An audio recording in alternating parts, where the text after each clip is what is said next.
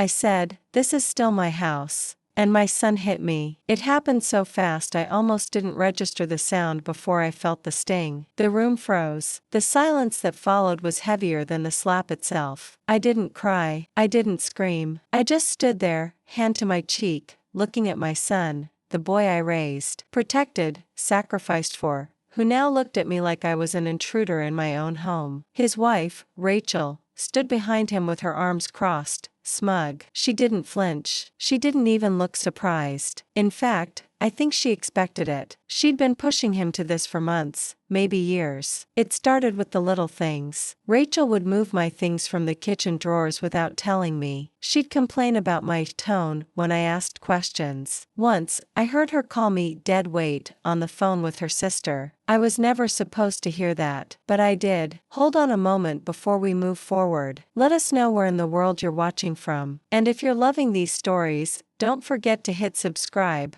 Tomorrow's episode is going to be absolutely mind-blowing. You don't contribute, she said that day. You just take up space. But I bought this house 5 years ago. When Eric and Rachel got married, they were struggling. Eric had just lost his job. Rachel was pregnant with our first grandchild. They didn't have credit or savings. So I sold my old place, added money from my retirement account, and bought this home in cash. The deed was in my name. I told them I didn't want rent, just a peaceful home where I could help raise my grandson and grow old around family. I thought I was giving us all a gift. That gift turned into an obligation, then resentment, then anger. Now here I was, my cheek burning, my eyes locked on my son. I couldn't recognize him in that moment. I turned to Rachel. You happy now? I asked. She smiled. Barely. I didn't tell him to do that, she said, and walked away like none of it mattered. Eric didn't follow her. He stood there, breathing hard like he was coming down from something. You disrespected her, he mumbled. You always disrespect her. I said it was still my house, I answered calmly. His face tightened. That's exactly the problem. I didn't say another word. I went upstairs, closed the bedroom door behind me, and sat on the edge of the bed. I didn't cry. I wanted to, but I couldn't. My hands just rested on my knees while the rest of the house continued downstairs as if nothing had happened. I sat like that for a long time. At some point, I heard Rachel laughing at the TV. Then footsteps, maybe Eric going to the kitchen. My door remained closed. Later that night, I heard someone knock gently. Mom, it was Eric. I didn't answer. He waited, then said, you can't just pretend like nothing happened. I still didn't answer. What was there to say? He walked away. The next morning, I made coffee like always. Nobody else was awake yet. I stood by the window, looking at the backyard, remembering how excited I'd been when we moved in. I had imagined family dinners, birthday parties, a life filled with warmth and gratitude. Instead, I got this. Rachel came into the kitchen around 7:30. She didn't say good morning, just poured herself coffee and sat at the table scrolling her phone. I waited a moment, then said, Eric hit me.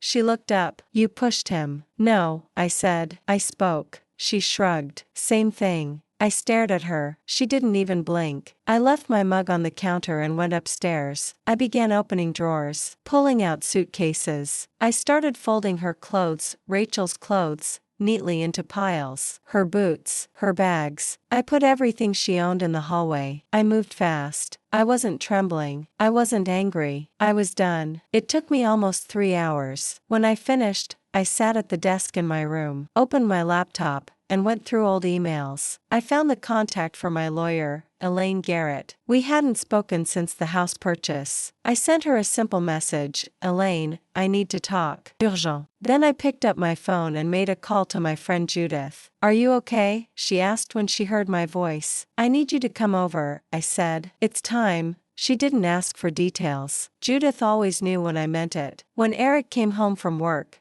the bags were still lined up in the hallway. He stopped mid-step. What's all this? Rachel's things, I said. He blinked. What are you talking about? I'm asking her to leave. You're what? She can't stay here anymore. He stepped closer. You're joking. No, she's my wife. And you hit me. His face flushed. It was a mistake. You put your hands on me because I reminded you this is my house. Rachel walked in from the laundry room just then. What's going on? I didn't raise my voice. I looked straight at her. Your things are packed. You're leaving. She laughed. No, I'm not. You are. I spoke to Elaine. I'm the sole owner. I paid for this house. You are not entitled to stay here. Eric stepped in between us. You can't just kick her out. I nodded slowly. Watch me. Rachel opened her mouth to speak again, but Judith arrived at that moment. She came in through the front door, holding her phone like a weapon. I'm here, she said, and I've already called the non-emergency line. Rachel looked nervous. You called the cops? Not yet, I said, but if she refuses to leave, I will.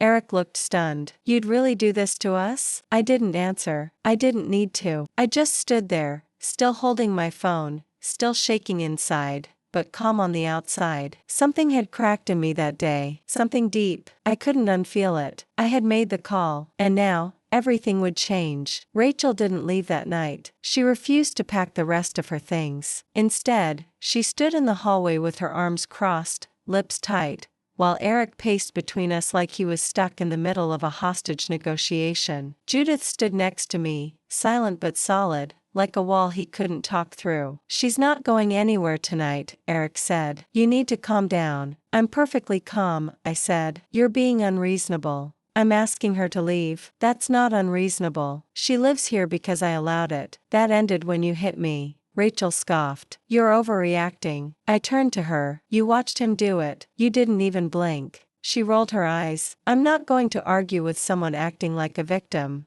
I looked at Judith, who quietly opened her phone and took a picture of the luggage lined up against the wall. Then she turned the camera toward Rachel. What are you doing? Rachel snapped. Documenting, Judith said, in case you want to challenge anything later. Eric raised his voice for the first time. Judith, this isn't your house. No, she cut him off. But it's hers, and I'm here to make sure no one pretends otherwise. He glared at me. This is how it's gonna be now? You're going to start a war in this house? I didn't answer. He muttered something under his breath and walked down the hallway. Rachel followed, muttering about calling a lawyer. Judith and I stayed in the hallway for a moment. Then she touched my arm. Do you want me to stay tonight? No, I said quietly, but thank you. She left, and I sat at the kitchen table in the quiet. I didn't sleep much. I didn't trust the silence. I kept expecting yelling, or a slammed door, or maybe another knock at mine, but nothing came. The house felt different, heavy, like it was holding its breath. In the morning, I got up at 6:30, like I always did. I made coffee. I swept the kitchen floor. I sat at the table and stared at the living room wall, trying to decide what came next. At 7:45, Eric walked in. He looked tired, like he hadn't slept either. Rachel's staying with her sister, he said. She left around 6. I nodded. He sat across from me. He didn't make eye contact. Why did you do this? He asked. Because I've been invisible in this house for a long time, I said. And then you hit me. His jaw tightened. I didn't mean to, but you did.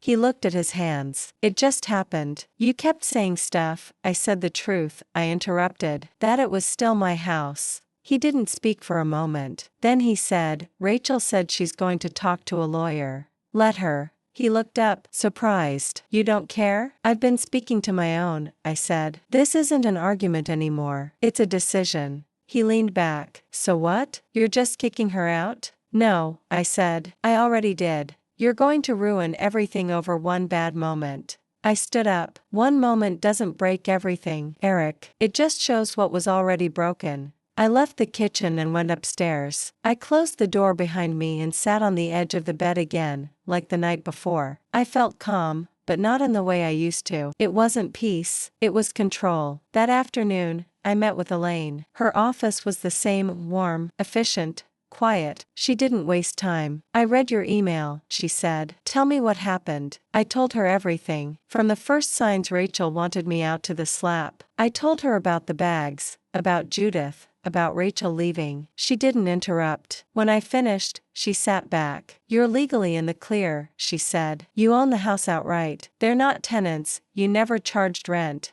and there's no lease. Can Rachel sue me? She can try, Elaine said, but I'd welcome it. Let her explain to a judge why she has a right to stay in a house she never paid for, while her husband assaulted the homeowner. I looked at my hands. Do you want to press charges? She asked. I shook my head. Not yet. Do you want to formalize the eviction? I thought about it. Not yet, I said again. Elaine didn't argue. She slid a folder across the table. These are copies of the deed, your rights as a property owner, and a statement template if you decide to file for a protective order. I took the folder and stood. Thank you. She touched my arm. You're not the one who should feel ashamed. I don't, I said. Not anymore. When I got home, Eric wasn't there. His car was gone. The house was still. I liked it that way. I made dinner for myself for the first time in weeks. Nothing special, just scrambled eggs and toast. But it felt different, like I wasn't just feeding someone else. I washed the dishes slowly and turned off the kitchen lights. Upstairs, I passed the hallway where her things had been. It was empty now, quiet. I went into the guest room,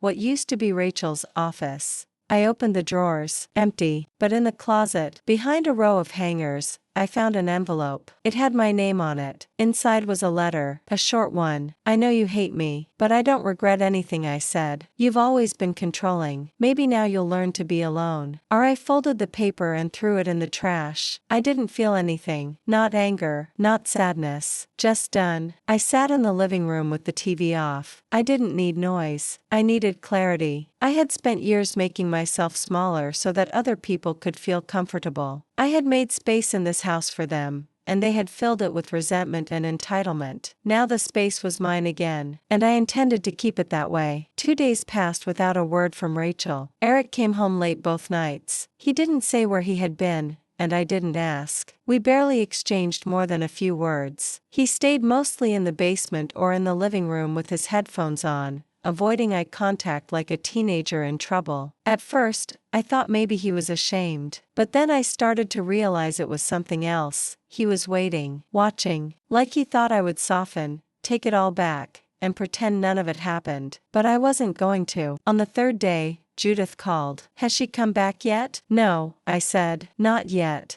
She will, she said. Women like her don't walk away unless they think they're walking into something better. I sighed. She thinks she still has power here. Judith didn't disagree. You ready to make sure she doesn't? I was. That same afternoon, I printed out the copies Elaine gave me. I went through the house and gathered up anything that had Rachel's name on it. Mail, receipts, scribbled notes. I put it all in a manila envelope, sealed it, and labeled it with a pen. Returned to sender. I left it on the kitchen table. At dinner, Eric saw it. What's that? He asked. Her leftovers, I said. If she wants the rest, she can request it formally. He didn't answer right away. Then he muttered, you don't have to be so cold. I looked at him. Cold? He nodded. You've made your point. You don't need to keep humiliating her. That's when I realized how far gone he really was. You hit me, Eric, I reminded him. In the house I bought, in front of your wife, and you still think this is about her feelings? He didn't answer. I don't care if she's embarrassed, I said. I don't care if you are. You made choices. Now you live with them. He stood up,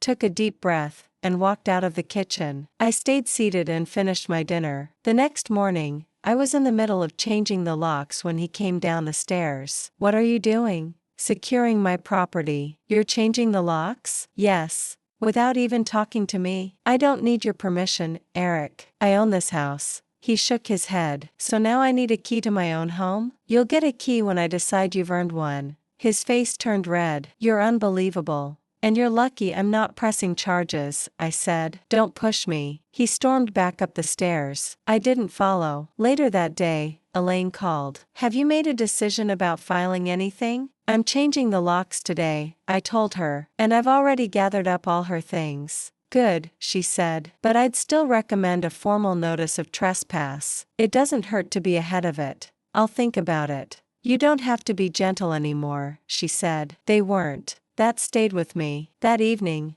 I got a call from an unknown number. I almost didn't answer, but something told me to pick it up. It was Rachel. Her voice was flat, calculated. So this is how you want to play it? I didn't respond. You think you're going to push me out of the house I built my life in? Now I responded. You didn't build anything, Rachel. You just moved into what someone else paid for. She laughed. You really think this is over? I know it is. She paused. Eric doesn't agree with you. He doesn't have to, I said. He's free to move out with you if he wants. She laughed again, but it sounded hollow this time. "You're old. You don't want to die alone. Think carefully about the next steps." I hung up. 10 minutes later, I blocked the number. I didn't hear from her again that night. The following morning, I called Elaine. "I want to file the notice," I said. "I want it official." She had the paperwork ready by noon. I signed everything. That same day, I got the locks changed, and I took something else back, the second floor. I moved Rachel's furniture out of the guest room, boxed it up, put it in the garage. I took the space back for myself. My sewing table, which had been in storage, went by the window. I hung curtains. I vacuumed the carpet. I lit a candle. It didn't feel like a guest room anymore. It felt like mine. When Eric got home, he stood in the doorway of the guest room and stared. "Seriously?" he asked. "You moved her stuff?" "I did.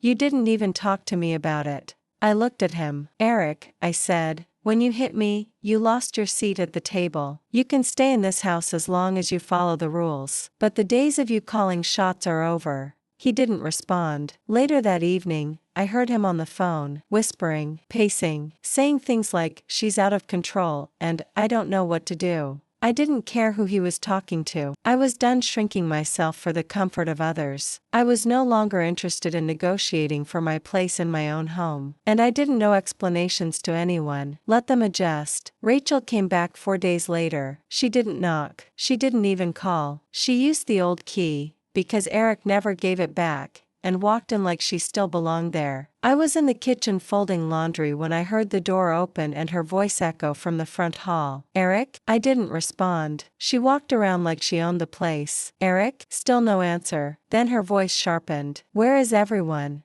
She stepped into the kitchen and saw me standing there, her face twisted. "You changed the locks." "Yes," I said. "You don't get to lock me out of my own home." I set the towel down and turned to her. "It's not your home, and if you're here for anything other than picking up what's left of your things, you're trespassing." She looked me up and down like I was beneath her. "Eric said you were just angry, that you'd calm down." I stared at her. Then Eric was wrong. She crossed her arms. "I'm staying here until he tells me to leave, not you." I walked to the hallway cabinet, pulled out a white envelope, and handed it to her. "What is this?" "A written notice of trespass," I said. "It's signed, it's filed, and I have a copy with my attorney." Her face went red. "You think this scares me?" she said. "I don't care if it does." "You've lost your mind," she snapped. "No," I said. "I just finally started using it." She opened the envelope, glanced at the letter, then tossed it on the floor. "You're going to regret this." I didn't respond. I just picked the paper back up,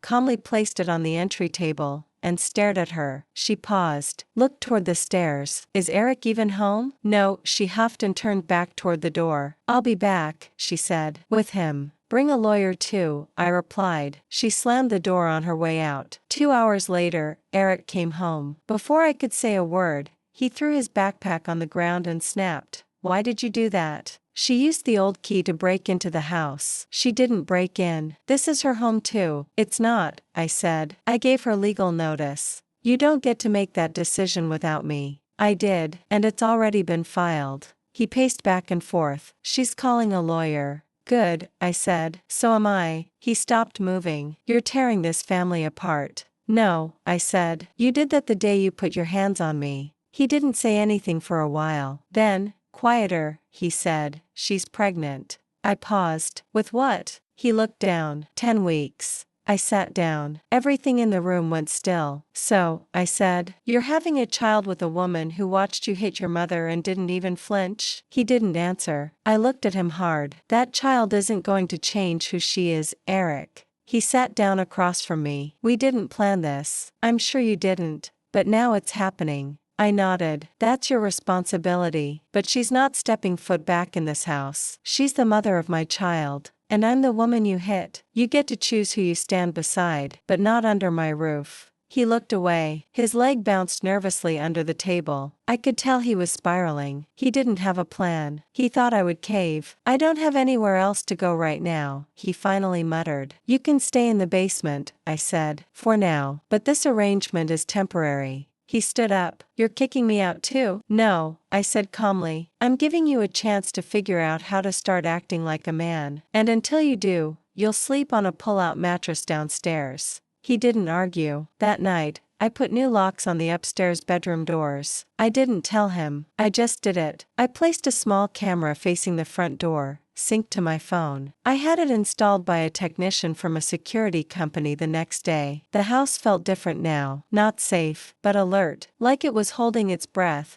waiting to see what they would do next. A few days later, I got a letter in the mail addressed to Resident. Inside was a folded piece of notebook paper. In rushed handwriting, it said, "You're old, you're bitter, and no one wants you here. You're just a roadblock. Be careful what lines you cross." No signature, no return address. I took a photo of the letter and forwarded it to Elaine. I saved it in a folder on my laptop labeled Threats, Documented. That evening, I cooked dinner and sat at the table alone. Eric didn't come upstairs. He stayed in the basement, probably talking to Rachel or trying to figure out his next move. I didn't go after him. After I ate, I made a list. Change all passwords, review home security footage weekly, document every interaction, review next steps with Elaine. At the bottom of the list, I wrote, "Do not back down." Because they were going to push, I knew it. They always did when they realized they were losing control. And this time, I wasn't giving it back. The letter wasn't the end. I knew it wouldn't be. Rachel didn't believe in letting go quietly, and Eric had never learned how to stand on his own. He lived in constant limbo, never strong enough to confront her, never loyal enough to stand with me. But I had prepared for this. I had been watching, documenting, and waiting. 3 days after the anonymous note arrived,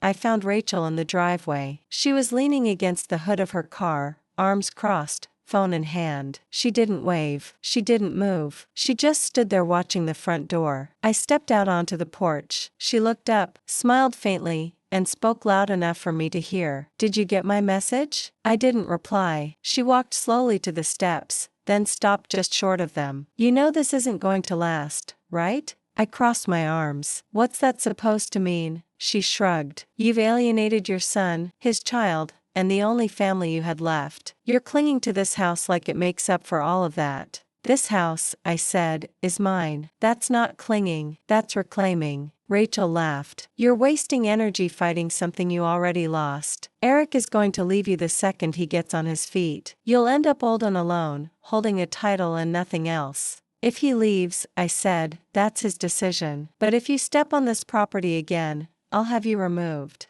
Her expression didn't change. "You've made yourself the villain. That's all anyone remembers. Then they weren't paying attention when you took everything I gave and spit it back in my face." She stared at me for a long second, then turned around and walked back to her car. Before she got in, she said one last thing, "Enjoy your little kingdom, Queen." She drove off. I stood there until the sound of the engine faded. Inside, I sat down and opened my laptop. I pulled up the folder, Threats, Documented. I added a new file, Driveway Encounter, audio recorded via porch cam. I saved the timestamp and sent it to Elaine. A few hours later, Eric came upstairs. He didn't say hello. He walked straight to the fridge, pulled out a soda, and leaned against the counter. "I heard you two talked." "She showed up uninvited," I said. He sighed. "She's scared." "She's manipulative," I corrected. "She's still carrying my child. And you're still living in my house." He looked down. "I'm trying to figure things out. You said that last week, and I meant it.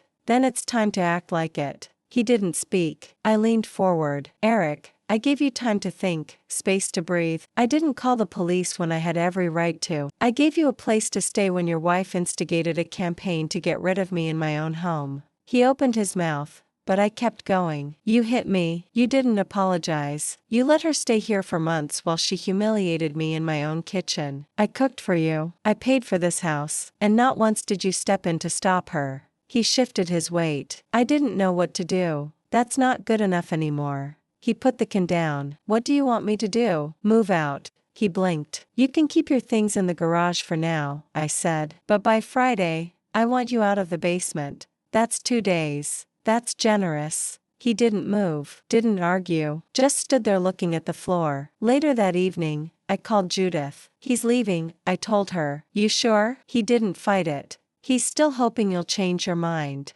"I won't." She was quiet for a moment. Then she said, "Want help cleaning out the basement when he goes?" Yes, I said. I think I do. The next morning, I woke up before sunrise. I made coffee, sat at the kitchen table and watched the light change on the walls. Eric didn't come upstairs. I assumed he was packing. At 11:30, he came up holding 2 boxes. He didn't say a word, just nodded once and walked past me toward the front door. He set them down by the garage and went back down. It went like that for the next 2 hours. He didn't say goodbye. At 4:20, I heard the front door shut one last time. I looked through the window. His car pulled out of the driveway. I didn't cry. I didn't call anyone. I just stood in the middle of my kitchen and exhaled. The silence that followed wasn't empty. It was clean. I opened the basement door. It smelled musty. I pulled the chain on the light. One by one, I started collecting what was left. Old jackets, tangled chargers, a stack of dishes he never returned to the kitchen. I made a pile. I scrubbed the bathroom down. Judith came over an hour later with gloves and a trash bag. Want to toss everything, or go through it first? She asked. Go through it, I said, but we don't need to keep much. That night, I slept in my room with the door open. The house didn't feel like a battlefield anymore. It felt like mine. 3 weeks passed. No police, no lawsuits, no apologies, just quiet. Eric didn't return. I saw his car drive by once, slow, like he was checking if I was still here, but he never stopped. Rachel never came back either, though I wouldn't be surprised if she still had someone watching the house. I kept the security camera active anyway, just in case. I changed the locks again, not out of fear, just finality. One afternoon, I was sorting through the last box from the basement, a shoebox of mixed receipts and photos, when I found a letter. It was folded in 4, tucked between 2 old birthday cards. The handwriting was Eric's. I unfolded it. It wasn't dated, probably written sometime during that last week. Mom, I don't know what to say to you. I messed up. I know that. I thought Rachel was the answer to something I didn't even understand. I let her get in my head, and I let myself believe that being a good husband meant being a bad son. I don't expect forgiveness. I don't think I deserve it. I just want you to know that I do remember the things you did for me. The nights you stayed up when I was sick. The time you drove across the state just to bring me my notebook when I left it at home. I remember all of it, and I'm sorry, Eric. I read it twice, then I folded it back up and placed it in the drawer with the house deed. Not because I forgave him, but because it meant I didn't imagine all those years. He knew what I had done. That was enough. That Sunday, Judith stopped by with a casserole. We sat in the living room, just the 2 of us, while the oven warmed the food. She brought me a bouquet of sunflowers. They look like peace, she said, placing them on the kitchen counter. I nodded. They do. We didn't talk about Eric or Rachel. We talked about her niece's baby shower, about how the tomatoes were doing in her garden, about whether I should finally tear down that awful swing set in the backyard. Normal things. After she left, I opened the window in the dining room and let the breeze in. The house felt different now. Not empty, just mine. Later that evening, I sat down with my planner and went over the numbers. I still had a decent retirement cushion, less than before, but manageable. I began listing small repairs I wanted to do now that the house was truly under my care again. Repaint upstairs hallway, replace bathroom mirror, remove carpet from guest room, plant new flowers in front. I added something at the bottom. Make space for joy. It wasn't something I ever wrote down before, but I meant it, because for the first time in a long time, I wasn't surviving someone else's expectations. I wasn't dodging disrespect or swallowing my pride to keep the peace. I was living with myself, by myself, and that felt like something worth protecting. 2 weeks later, I donated Rachel's remaining clothes to a shelter. The receptionist asked if I wanted a receipt. No, I said, just glad they'll go to someone who needs them. She smiled. It's nice to see someone let go of things with grace. I didn't reply, but as I walked to the car, I thought, this isn't grace. It's closure. Back home, I made tea and sat by the window as it started to rain. I watched the drops roll down the glass and wondered if Eric ever passed by again. I wondered if he would call. I didn't hope for it, but I didn't dread it either. If one day he decided to be a different man, he would know where I was. But until then, I wasn't going to live in pause. I was still here, still standing, still in my house, and that would never change again.